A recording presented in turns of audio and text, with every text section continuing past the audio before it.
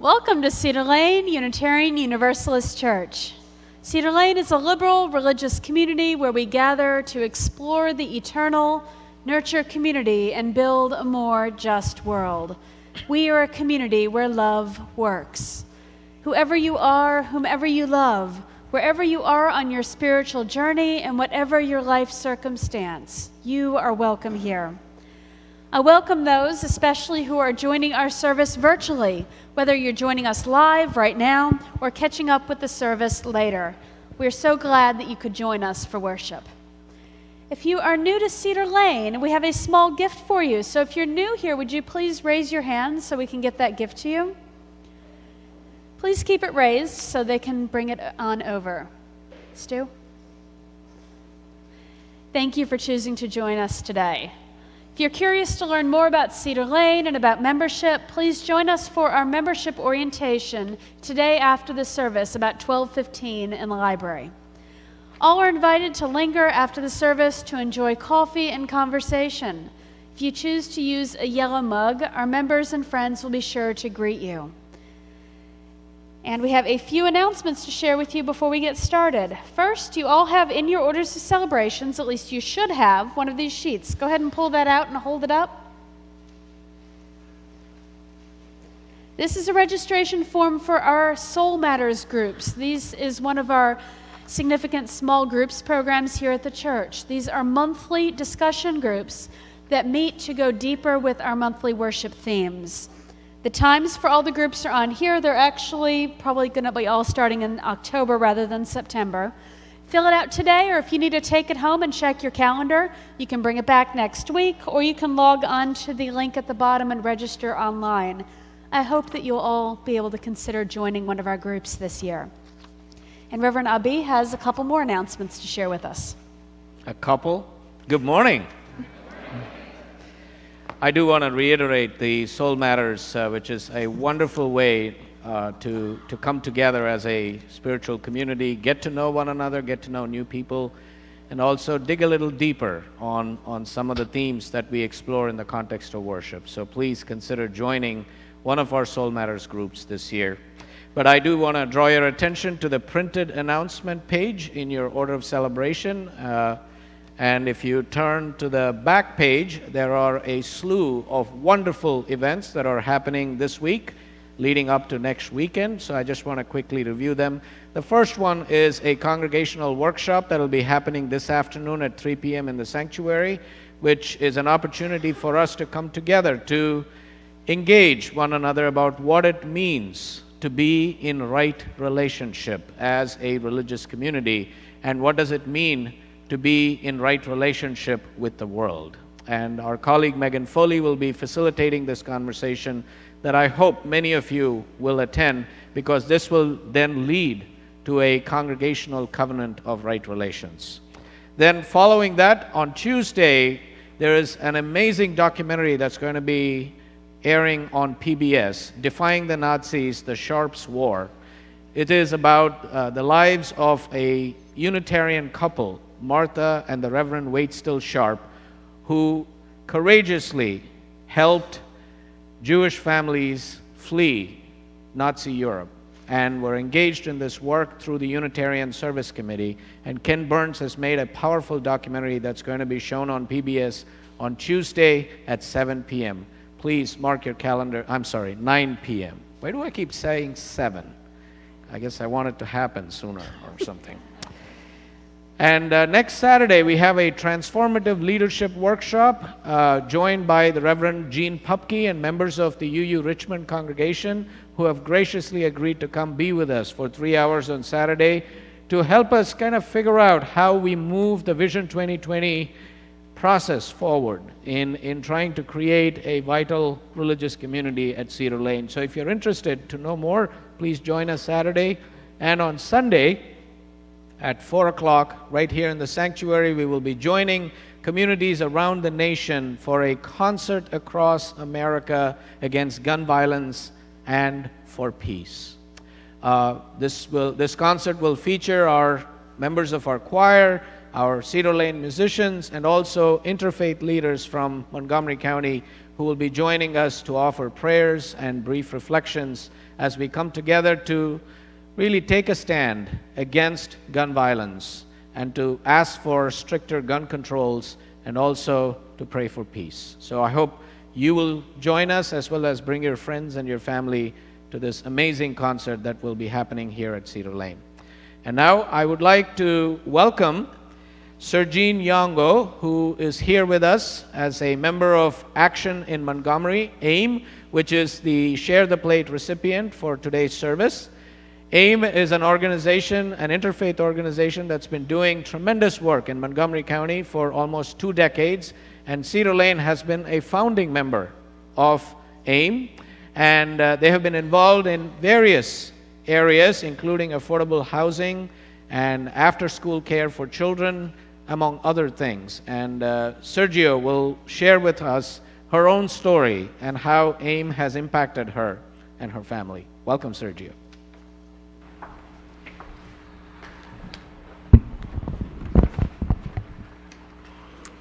Good morning, community. Good morning, church.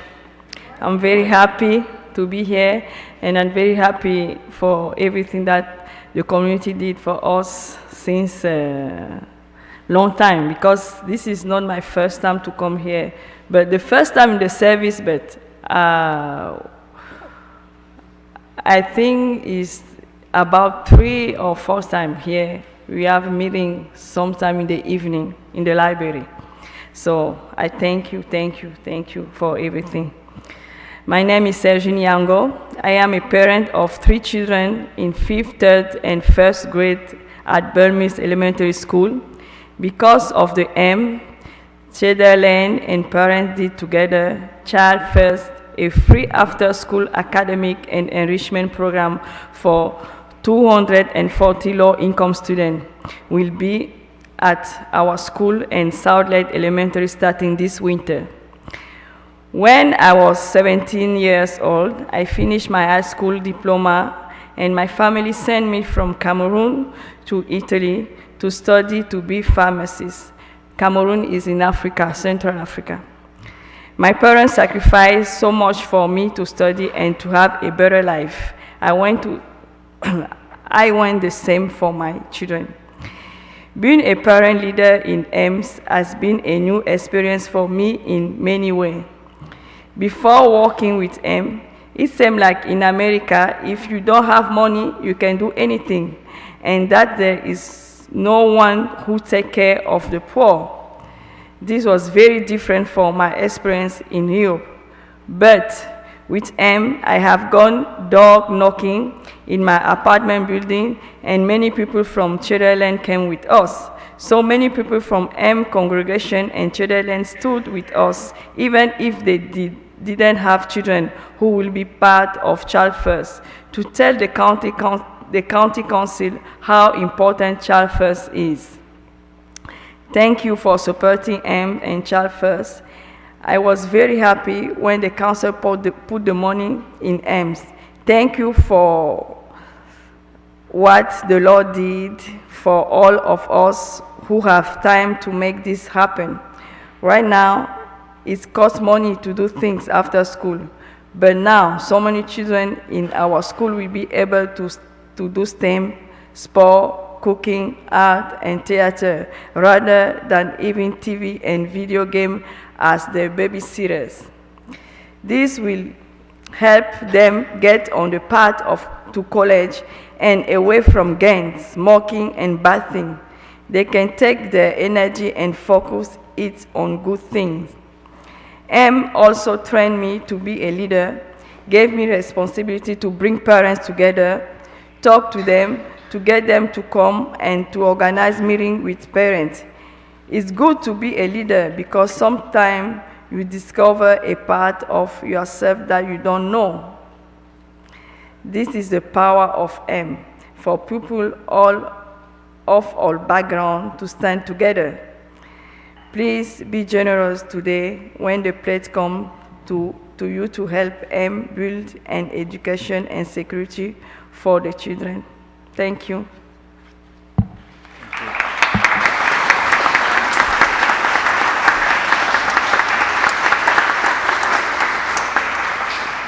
Thank you, Sergine, for joining us to share a bit about what AIM has done for you. And now, as we come together from the various strands of our weeks, from the various strands of the demands on us, come together for this place bustling with a new year, a new religious education year, a new year together. We come together, and here we find joy. Come, let us worship together.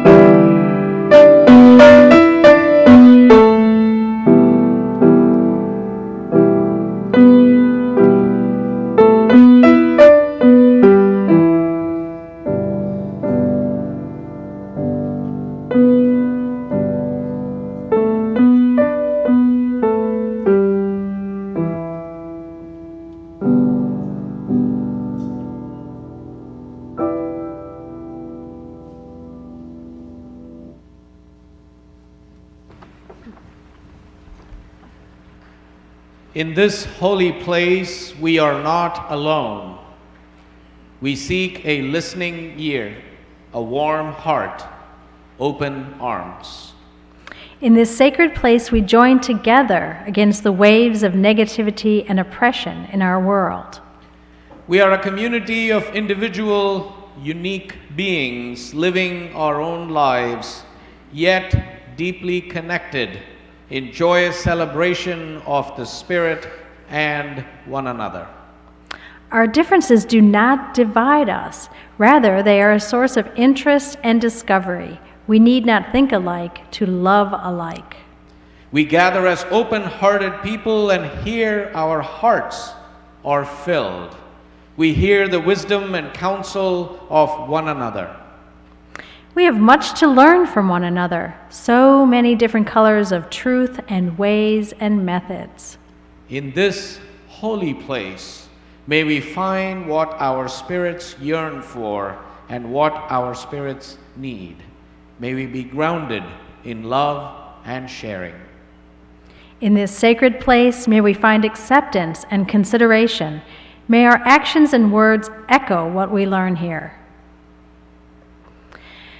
As Mary Beth Nowinski comes forward to kindle the chalice, Please rise in body and or in spirit to share in unison the words printed in your order of celebration. Enriched by our differences and joined together in our search for meaning, we covenant with ourselves and each other to seek truth in a spirit of love, to strive for justice, and to serve others with a joyful heart.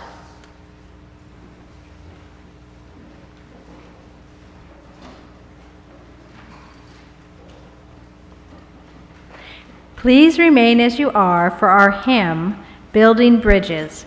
It's number 1023 in your teal hymnal.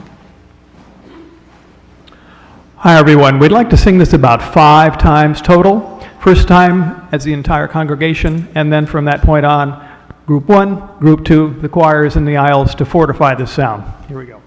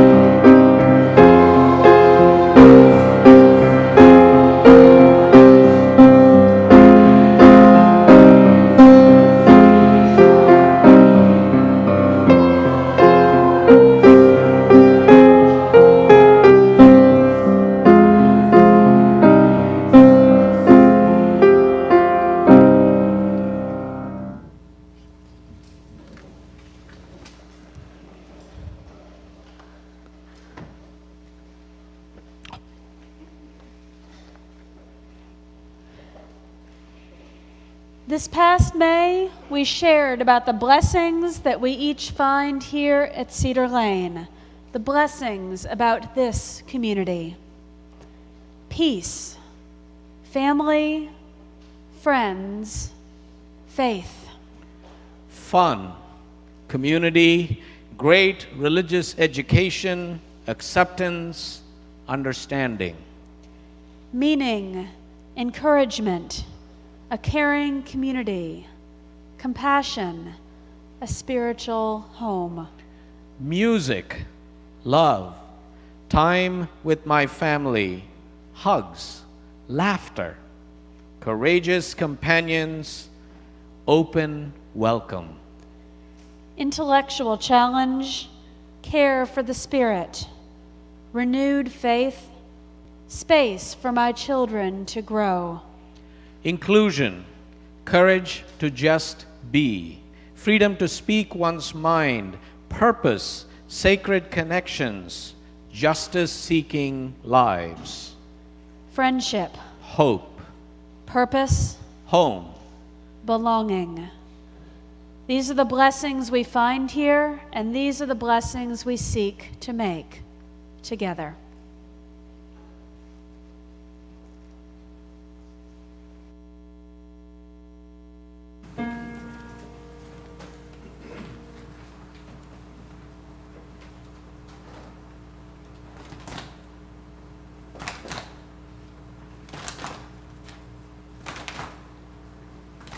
It takes a whole village to raise our children. It takes a whole village raise one child. We all, everyone, must share the burden. We all, everyone, will share the joy.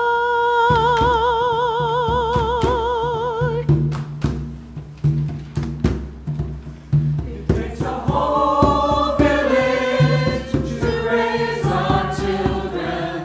It takes a whole village to raise one child. We all, everyone, must share the burden. We all, everyone, will share the joy.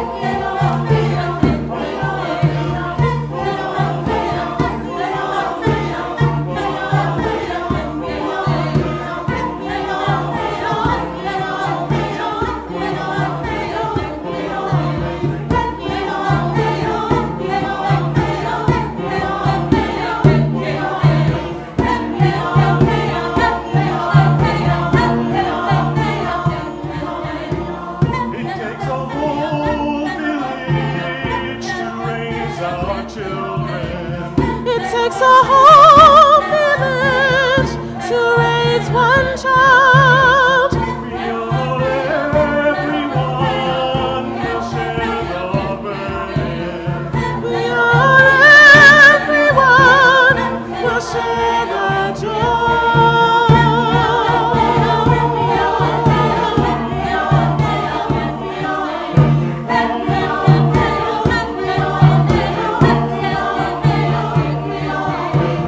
It takes a whole village to raise our children.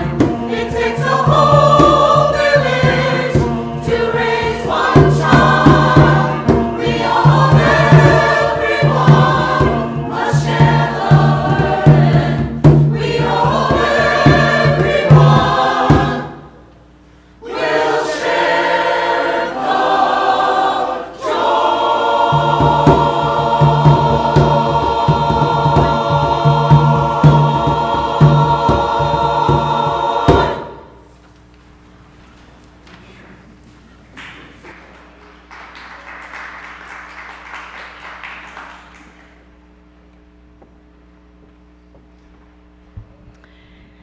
We gather in this sacred space of community to find strength, the spiritual, emotional, and even physical strength to face the many challenges of our lives. In this time of reflection, we lift up those in our community who are living through significant passages, the small and extraordinary milestones of life. We pause to be present to our spiritual companions and to the concerns of our own hearts. May all who gather here be held in the embrace of this community of care. We are sorry to announce the death of Cedar Lane member Mort Fox. His wife Esther is deeply appreciative of the love and care that she has received from Cedar Lane. A date for a celebration of his life at Cedar Lane is not yet set. We send healing wishes to Glennis Belay as she recovers from hip surgery earlier this week. We continue to hold in our hearts all those whose lives are lost and whose loved ones' lives are lost to violence in our world. We hold those injured in the explosion in New York City and their families and communities, especially this week. May these friends of ours and our companions in the world and all that lives unspoken in our hearts be held in the embrace of prayer and in the peace that the stillness of silence brings.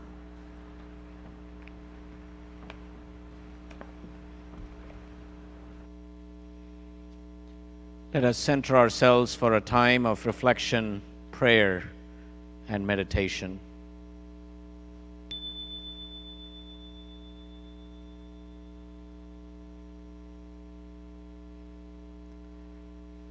Nameless One of many names, Spirit of life and love, ground of our being. We pause amidst our hectic and harried lives for a few moments in the midst of our religious community. In this place of beauty, serenity, and peace, we pause for a few moments of quiet reflection. We reflect upon the stirrings of our hearts, thankful for the love we receive, glad for the love we may offer. May we thoughtfully attend to whatever deep yearnings we feel here, and may we know the grace and strength that grows as a broken heart is mended and healed. We reflect upon the words of our mouths, glad for the kind words of others. May we strive to speak our words with compassion and caring, and may we know the humility and courage to admit where we have missed the mark, where we have been wrong. We reflect upon the effects of our deeds, thankful for opportunities to be of help to one another. May we seek to add our portion of justice and equity to our world around us. May we know the blessing of living justly, loving kindly, and walking humbly along our ways. So may we give our hearts, mouths, and deeds evermore in service to the life in which we live, move, breathe, and have our deepest being. In the name of all that is holy, life-affirming, and life-sustaining, we say, Shalom, Salam, Om Shanti, Amen. Blessed be.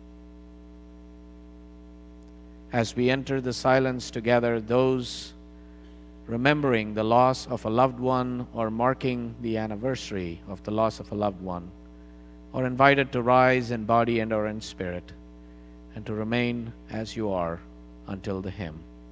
Let us enter the silence together.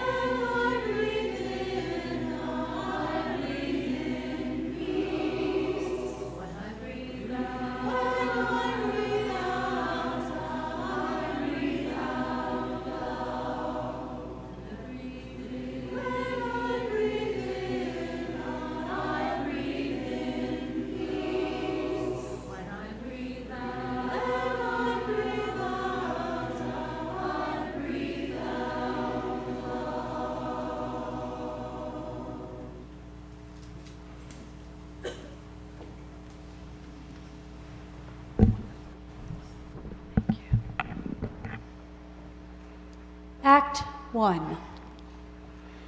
Between two mountains lay a narrow bridge. On each mountain lived a goat. Some days the goat from the western mountain would cross the bridge to graze on the eastern mountain.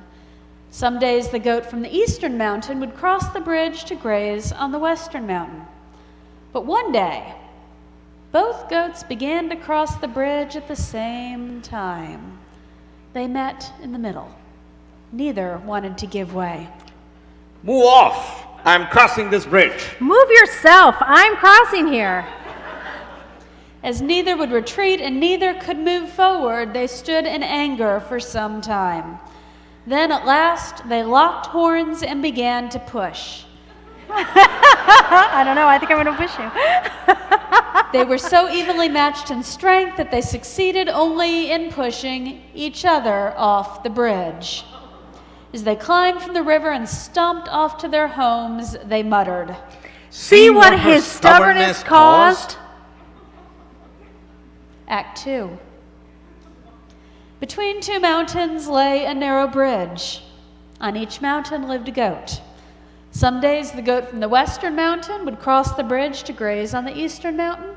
Some days the eastern mountain goat would cross the bridge to graze on the western mountain. One day, yet again, both goats began to cross the bridge at the same time. They met in the middle. We have a problem here. So it seems. They eyed each other, each sizing each other up, trying to figure out if they had the position or the strength to make it by without having to yield themselves. Come sunset, they each gave up and headed back to the side where they came. As they stomped off, they muttered, Why couldn't he just see it my way? Act 3. Between two mountains, as you now know, lay the bridge. The goats would cross over to the other side to graze.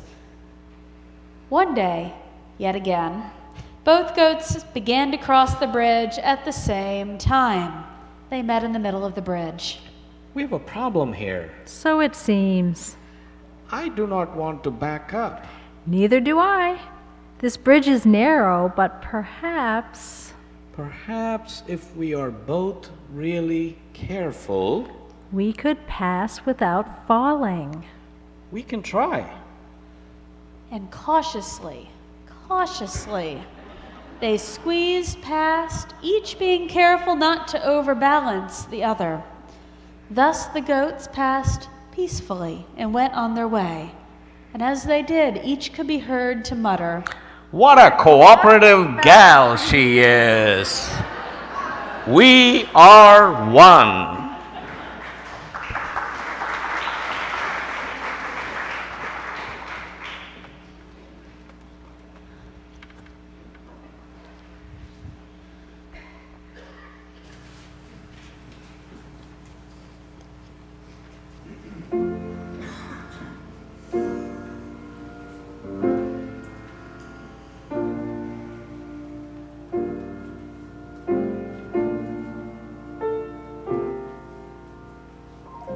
When we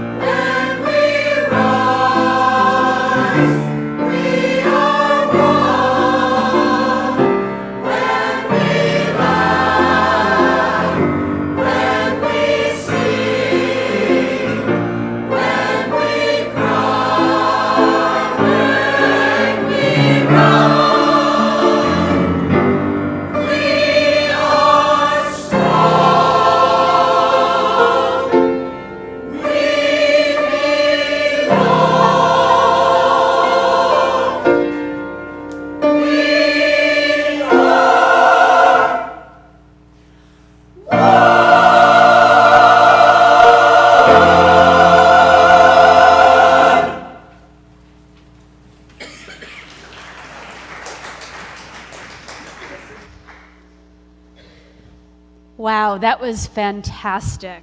Thank you, members of the choir, Henry and Jasmine, for blessing us with such great music this morning. And I also want to lift up our volunteers who put together our arrangements every single week. This week's is lovely. They've been rather lovely lately, and thank you for blessing us, our worship space, visually. There are a lot of stories by Dr. Seuss that I am crazy about. Just take a look at my office and you'll see. Some of these are well known and others not nearly so well known.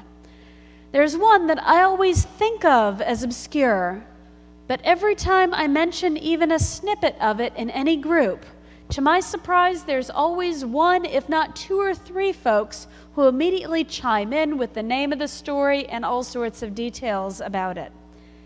It's very similar to the story of the goats that we just heard, Dr. Seuss's story of the Zax. That's Z-A-X. In it, there are two Zax, a north-going Zax and a south-going Zax. Inevitably, one day they meet in the middle of a field of nothing, and as it happens in the stories, they are perfectly lined up in their north-going and south-going tracks so that they meet nose to nose. Now, tell me if this stubbornness feels at all familiar to you. Neither will move out of the way. Each is convinced of their own inherent rightness, and they won't yield a single step to the east or the west in order so they can both proceed. And get this, their bull-headed stubbornness continues. They stand nose to nose for years while the world moves on around them and roads and highways are built even right over them, while they refuse to budge a single inch. And our fabulous stubborn goats today,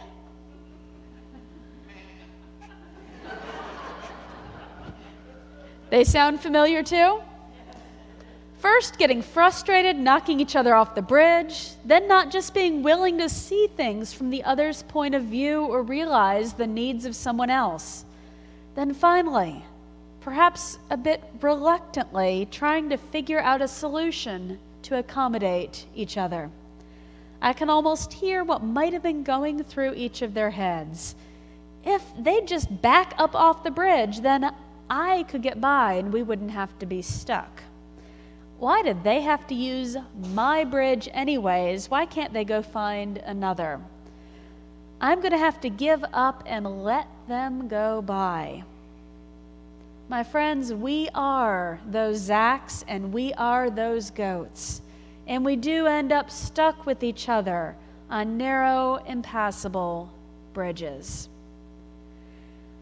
Let me take you this morning on a journey into our history, into early 19th century American Unitarian history, to a time when we were stuck on one of those bridges.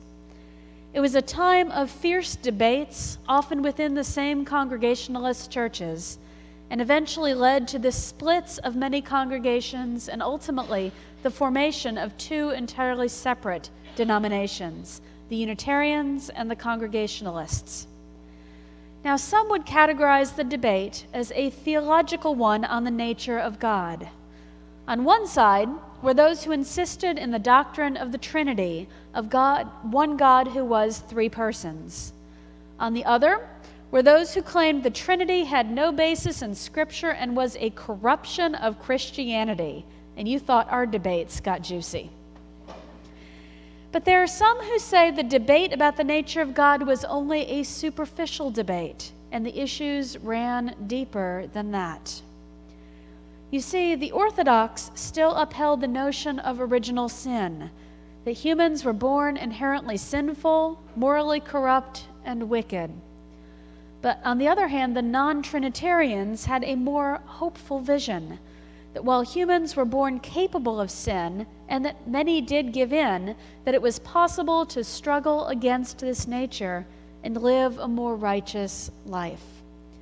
So we've got these layers, the debate of the Trinity versus unity, the debate of inherent wickedness versus choice and possibility.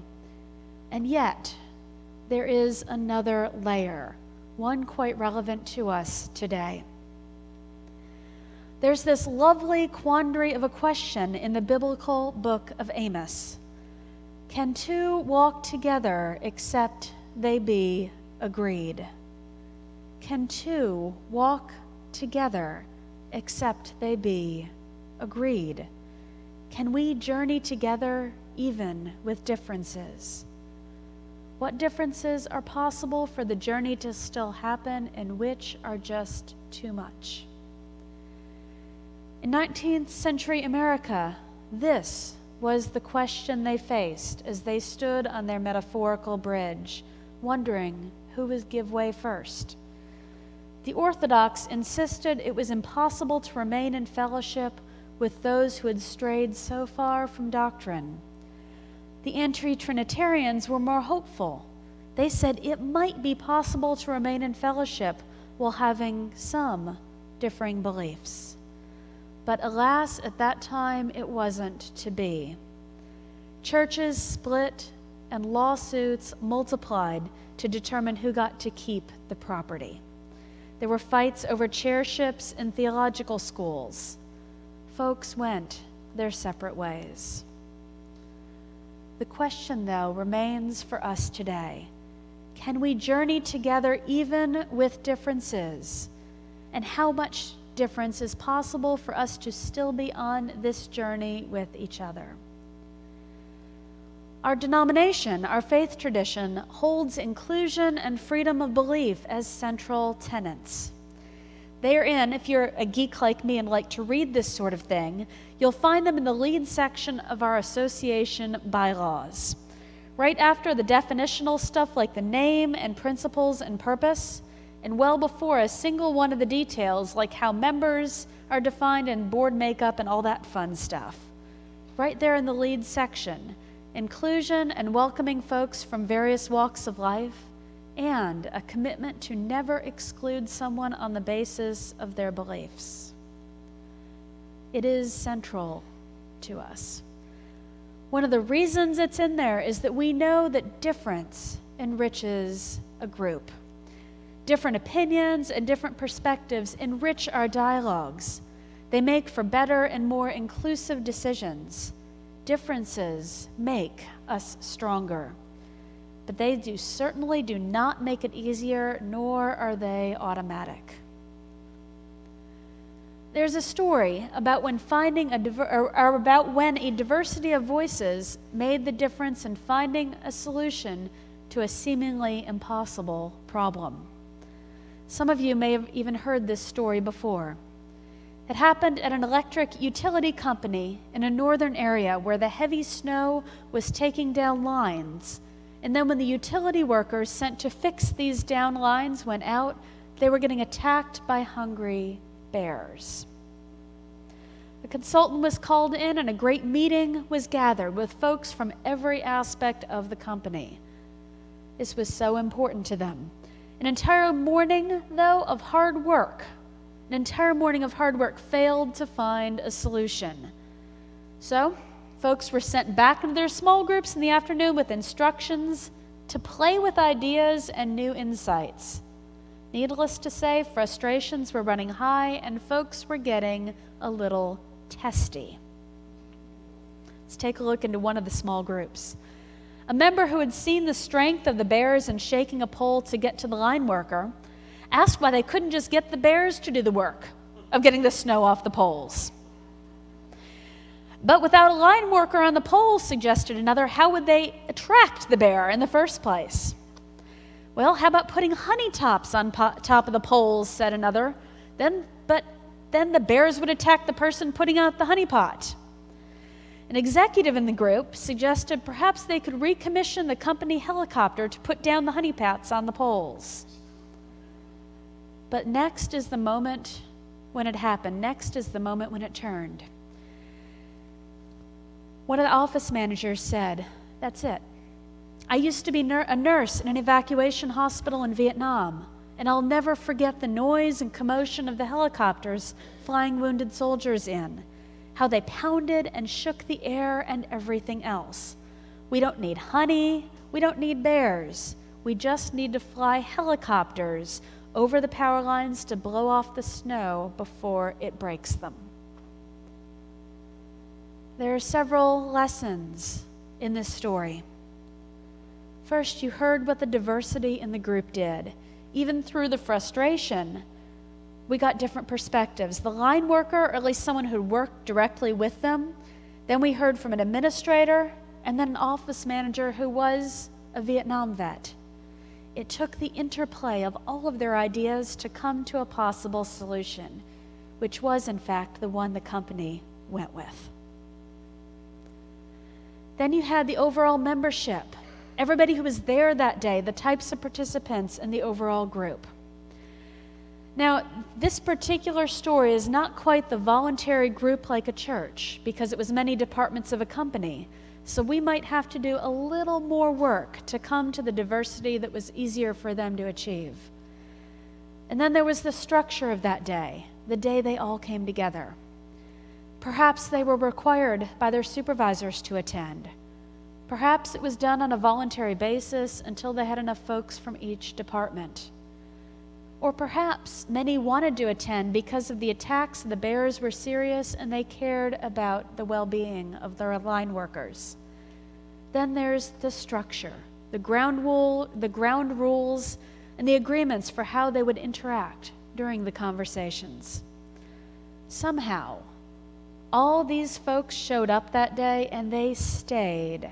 They stayed in conversation, they stayed even when tensions were running high, and comments were getting just a bit sarcastic, right? We heard the frustration and that the conversation was filled with, but they stayed with each other, and they kept working at the problem. Can a group of people journey together except being in agreement? Unlike the Congregationalists who split from the Unitarians, I think we'd agree that yes, a group of people can journey together even if they don't agree on everything. But there are some things the group will have to agree on to be able to successfully make that journey, to be able to stay in community together, and to be able to, especially to stay in it when tension runs high and we end up on narrow, rickety bridges that aren't passable any other way. This agreement, the things we agree to agree on, the things we agree to disagree on, so that we can take this journey together. This is what I mean when I talk about covenant. Unitarian Universalists are a people of covenant. We aren't a people of any books. We aren't people of any particular beliefs. Instead, we are people of covenant who say we can journey together even with differences and consciously make a choice to be in community with each other. Now, this all sounds great in theory, but we know it's more difficult in reality. Let me take one of the very basic pieces of this equation, baseline tolerance, the natural byproduct of diversity. Even with this, we Unitarian Universalists struggle. There are two moments that stand out to me. One was when I met a couple of Pentecostal Universalists. They were both conservative Christians and classic Universalists, deeply believing in the universal salvation of all. They were seeking a spiritual home to fit them and hoping they might find it in one of our Unitarian Universalist congregations. I was excited for them. I was excited and hoped our theological welcoming could hold what should be able to fit with us. But I also wasn't surprised when it didn't. I wasn't surprised when they didn't find the acceptance that we all hoped they would. The UUs they met were weirded out before they even tried to find common ground. And I remember my first General Assembly, our annual national gathering, the very first one I attended a number of years ago. I almost left Unitarian Universalism as a result of that experience. I encountered so much intolerance in those few days, a huge variety of intolerance, that I almost left without a glance back. Maybe it was because I was still relatively new and extra sensitive to that sort of thing. And I say it took me years to come back and try again. And that's an important piece of what it takes, showing up and trying again, even when we fall short of our ideals and our goals. Showing up and trying again.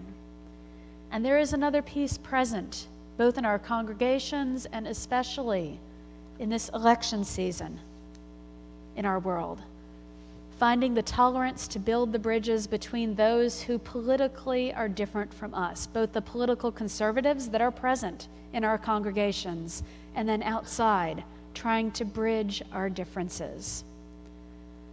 The container that holds us as we try to make community and try in our community to make headway on our challenges, the container that holds us and binds us is our covenant.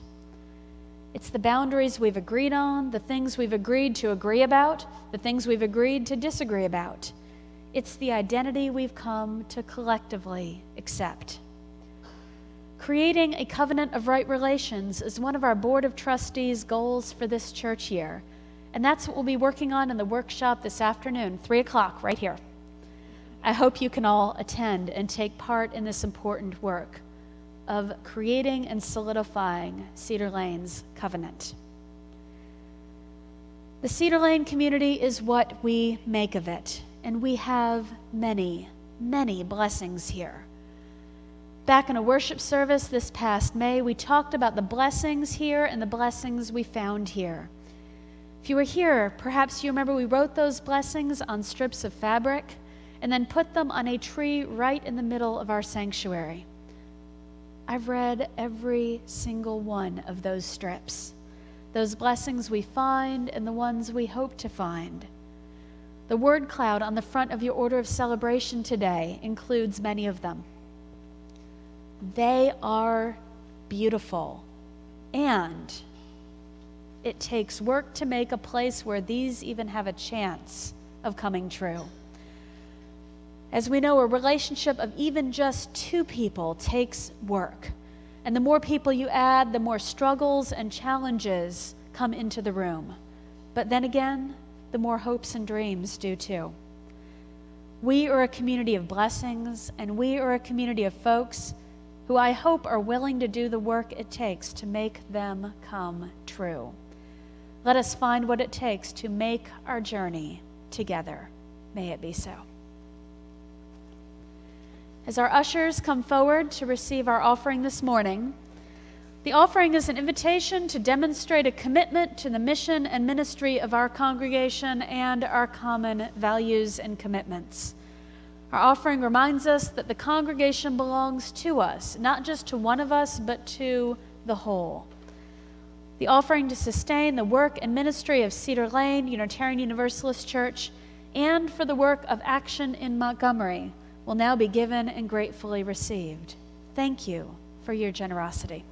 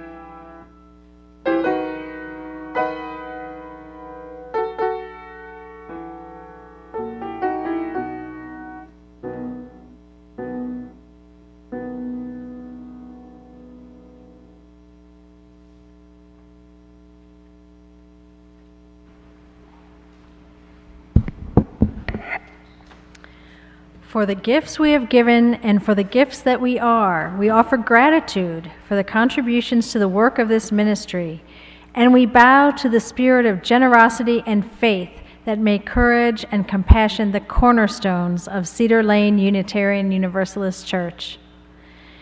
Please rise now in body or in spirit as we sing together, "We Laugh, We Cry," number 354 in the gray hymnal.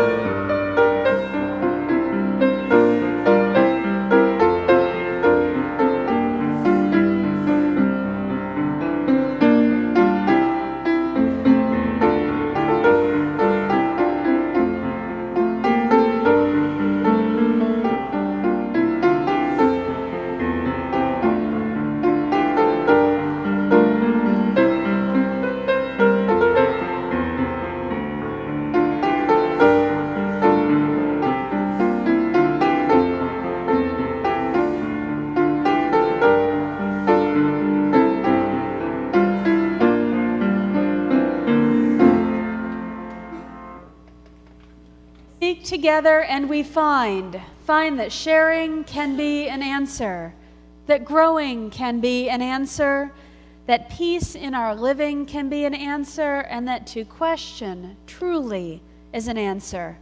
Do we have all the answers? Of course we don't.